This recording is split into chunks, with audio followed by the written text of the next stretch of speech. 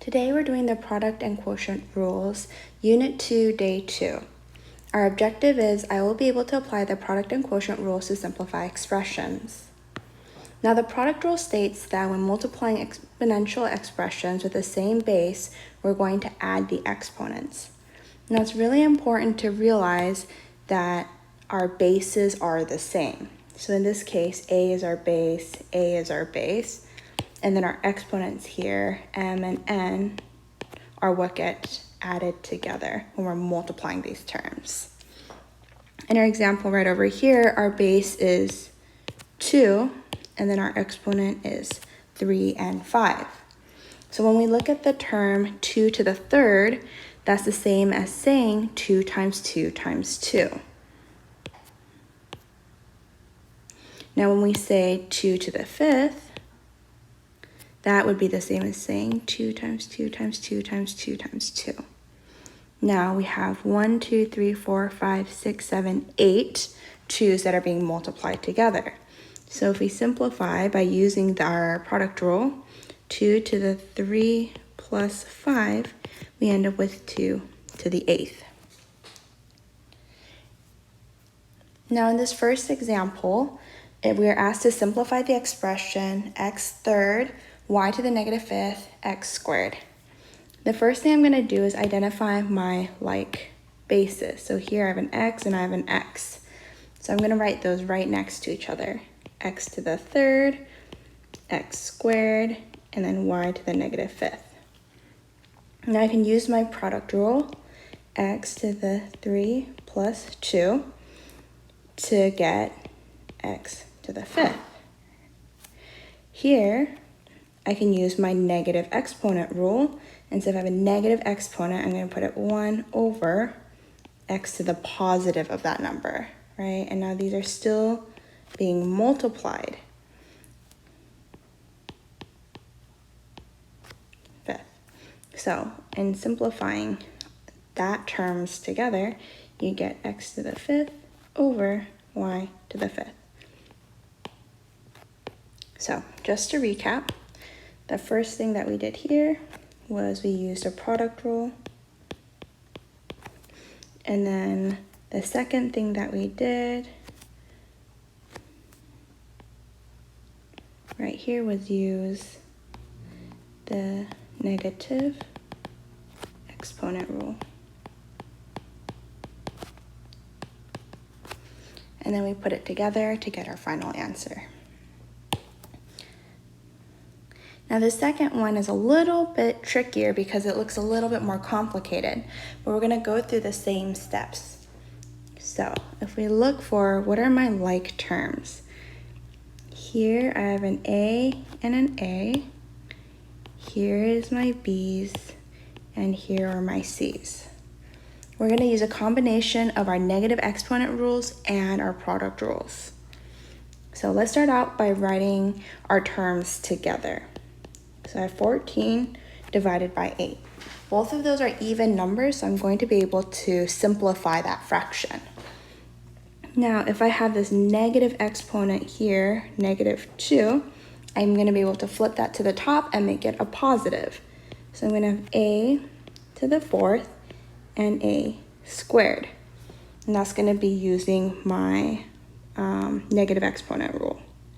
Now I'm going to put my b's together, b to the sixth and b to the third. And then I'm going to do the same thing with this negative 5. So c to the negative 10 and c to the fifth. And now it's the process of putting them together, right? We're adding our exponents. So 14, I can divide this by 2, I can divide this by 2, and get 7 over 4.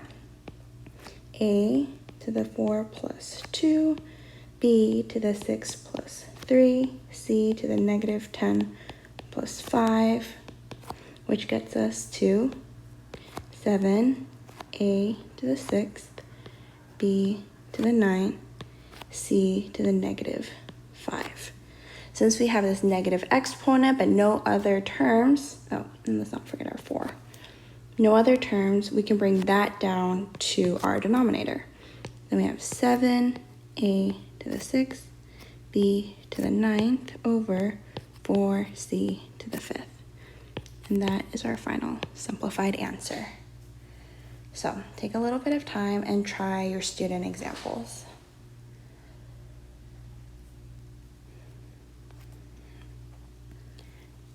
Now the quotient rule states that when we're dividing exponential expressions, again with the same base, to subtract the exponents.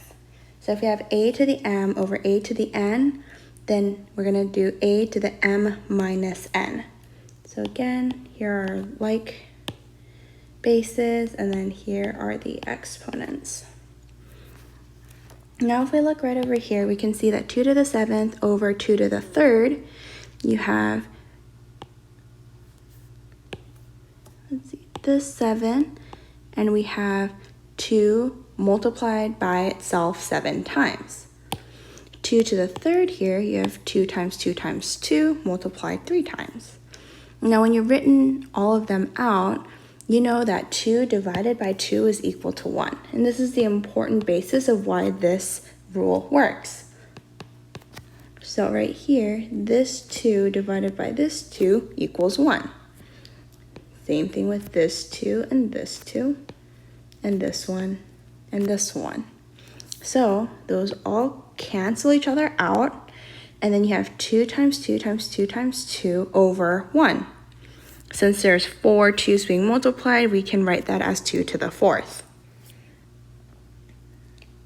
Now in this example, it asks us to simplify the expression x to the 3rd y to the negative 5th over x squared.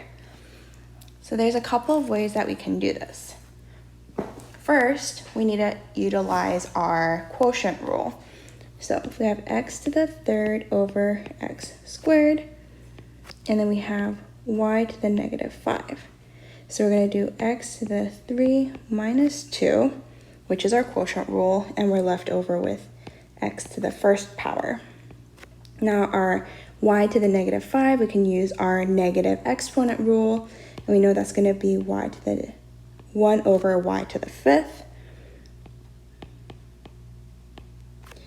And again, when we combine that, we're left with x over y to the 5th. And you guys can see that I got rid of our 1 exponent because if it's to the 1st power, we usually don't write that. So this is our simplified term for that first problem. Now again, the second one looks a little bit trickier, but we're going to go through the exact same steps.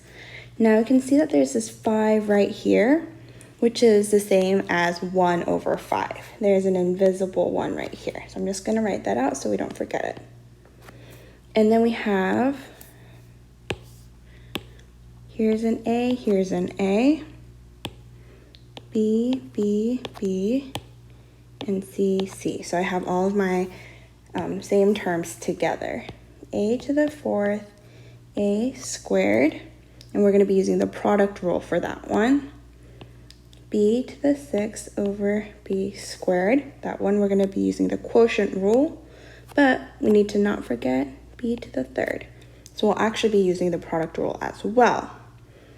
And then we have C to the negative 10 and C to the negative 5, which we'll be using our quotient rule.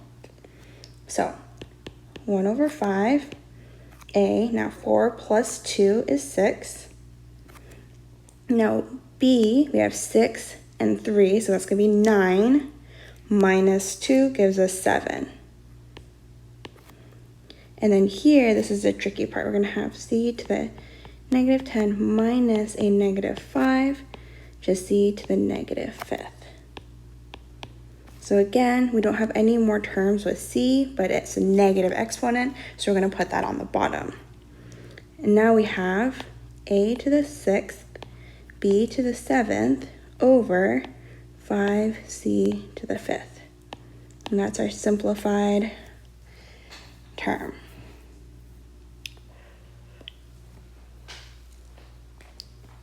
Okay, just to recap,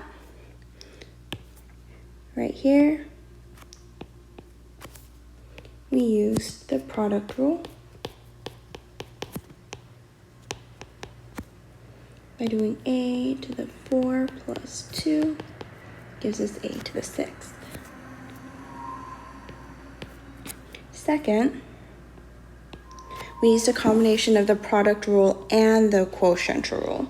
So we did product and quotient by doing b to the 6th plus 3 minus 2, which is how we got b to the 7th. And then the third thing that we did was we used the quotient rule.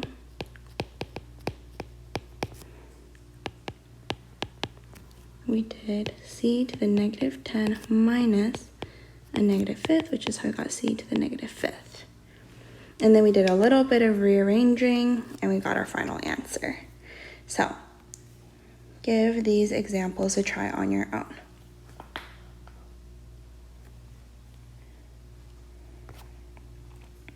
Okay, now this is an actual EOC released question, so let's give this one a try.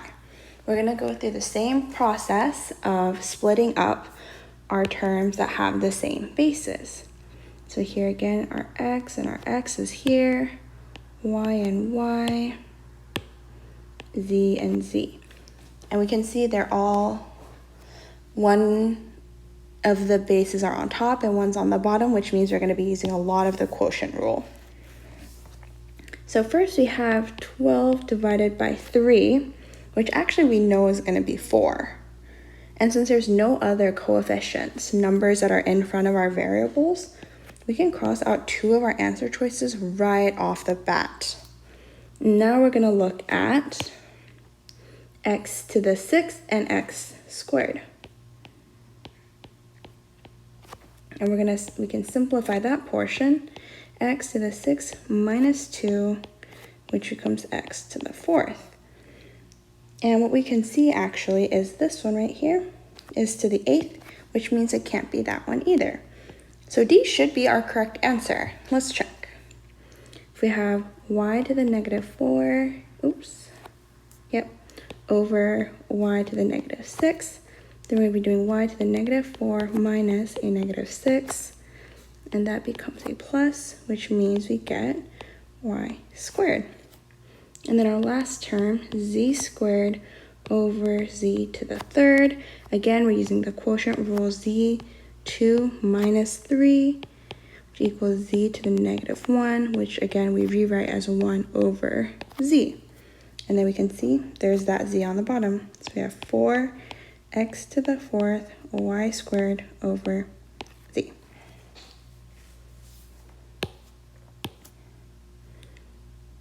Because of this, and this that we're putting together. And that part we know equals 4. So this is another EOC release question. Give it a try. Now to summarize, I want you to write one sentence as a summary of the main ideas and one question that you still have about the topic. All right, that's it for today, guys.